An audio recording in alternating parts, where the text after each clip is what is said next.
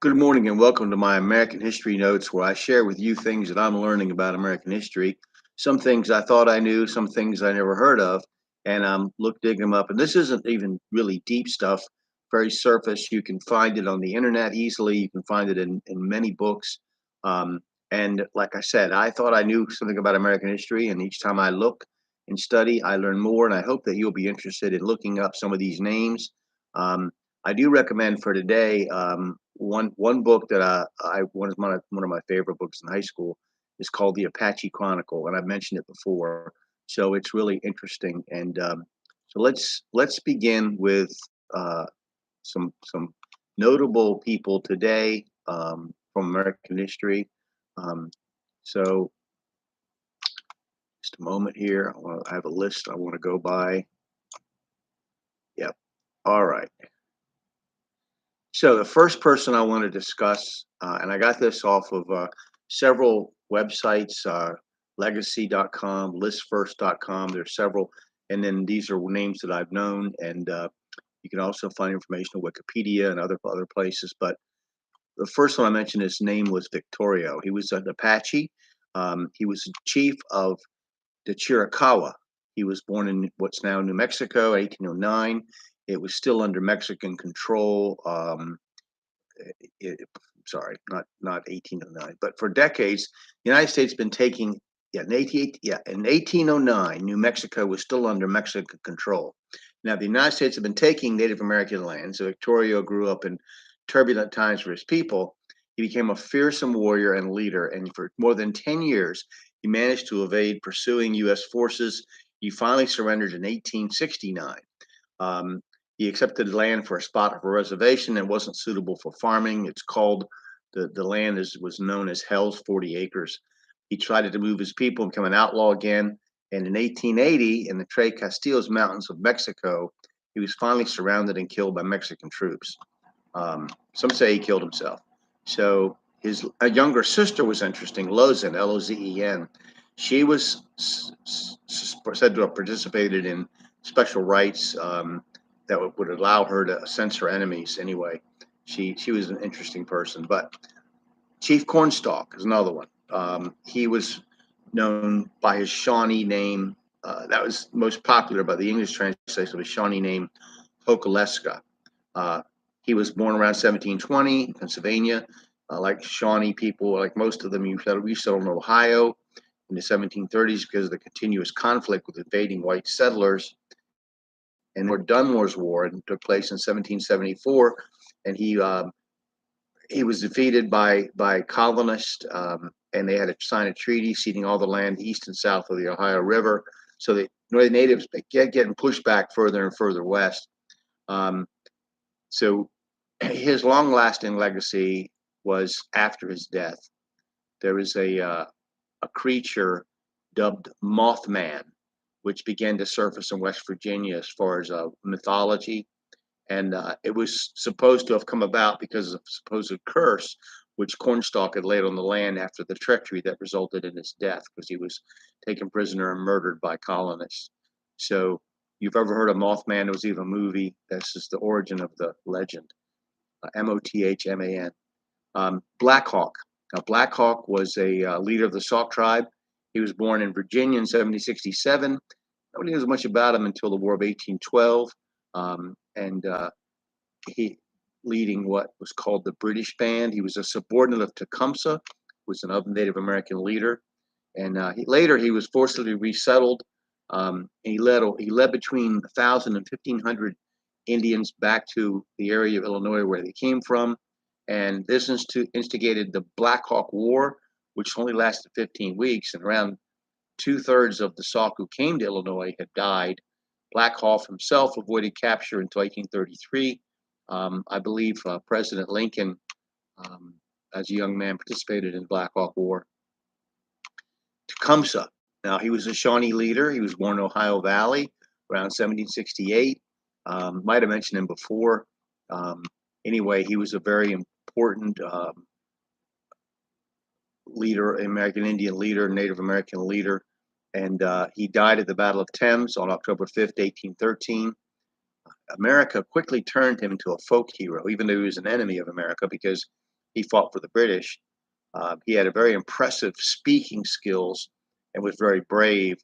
And he, you know, he was like just somebody that part of our mythology. So he's very important Native American in our history. Geronimo is another famous one. He's probably the most famous of all time.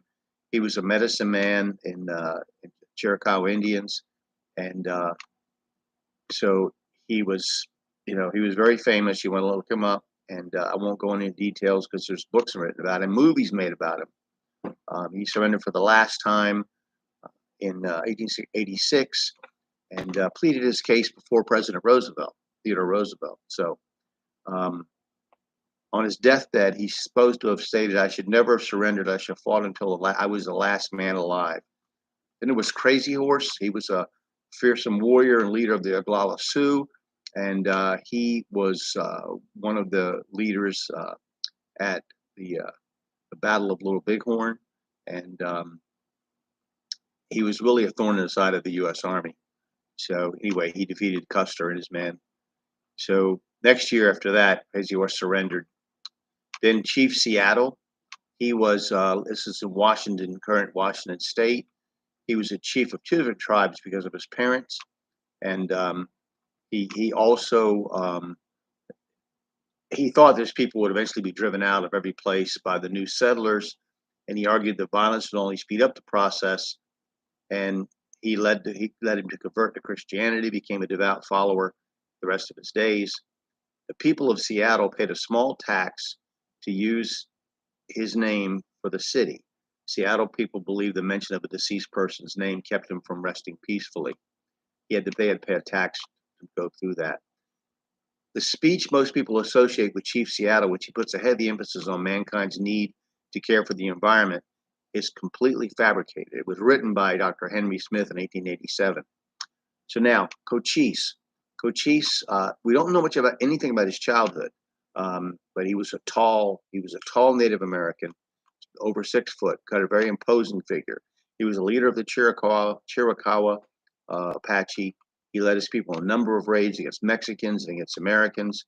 But in 1861, a raiding party of a different Apache tribe kidnapped a child, and Cochise's tribe was accused of the act by inexperienced army officers. And though they were innocent, they attempted to resist arrest. One was shot to death. The Cochise escaped the meeting where they were arrested. Um, and the army eventually, armed with howitzers or little artillery pieces, followed Cochise into the mountains. And he was offered a huge part of Arizona as a reservation. His reply was, "The white man and the Indian are to drink of the same water, eat of the same bread, and be at peace." Unfortunately for Cochise, he didn't get to experience that, as he became seriously ill and died in 1874. And Sitting Bull, well, not finally, but he was a chief and holy man of the Unkpapa Lakota. He was also a part of the Battle of Little Bighorn, um, and Sitting Bull escaped to Canada after that. Uh, his people's starvation led him to agreement with the U.S. They moved to a reservation, and then there was fears that Sitting Bull would join in a religious movement known as the Ghost Dance ceremony. So Sitting Bull was shot and killed eventually by a gunfight between police and his supporters.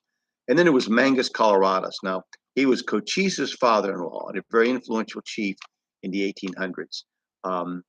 When the U.S. declared war on Mexico, he saw the U.S. as the people's savior, signing a treaty with the Americans and allowing soldiers passage through Apache lands.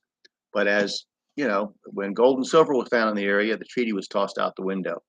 So the U.S. 863, the U.S. was flying a flag of truce, trying to come to a peace agreement with the chief, but he was betrayed and killed under the false pretense that he was trying to escape and then mutilated after his death. So Asa Daklugi was a nephew of Geronimo, later said this was the last straw for the Apache, who would then begin mutilating those who had the bad luck to fall in their hands. So these are some famous war chiefs, Native American war chiefs. There was a 250-year-long war, basically between colonists and natives to conquer the section of North America that eventually became the United States. So it was a long thing. It didn't end until 1890s. Started when first settler got off the boat. There's a lot of interesting, just a lot of interesting history in Canada and Mexico and South America about how the natives were treated. They were always wound up on the short end of the stick. They weren't prepared technologically or organization wise to defeat the Europeans who moved in to their territories. Um, they weren't always innocent. They did unite with Europeans. They had some chiefs that were very corrupt, took bribes, things like that. So it's a complicated. History is complicated, but these were some of the most interesting characters these last three sessions. So I hope you enjoyed this, and we'll talk about important Latinos and Latinas in our next session.